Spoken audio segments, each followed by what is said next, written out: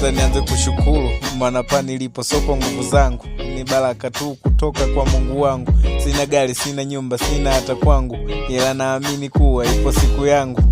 Menipa nafasi nijaribu tena, huku ukijua sina mengi mema. Watu walijua kuwa utanitema, nikikumbuka wanacheka kama natekenywa. Peke yako ndo nasujudia, maana sina pa kukimbilia. Binadamu walinikandia, walisema sitofika mbali, na nicheki kuniuliza njia.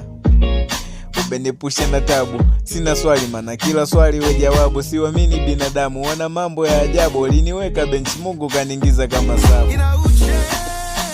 Wakunita 96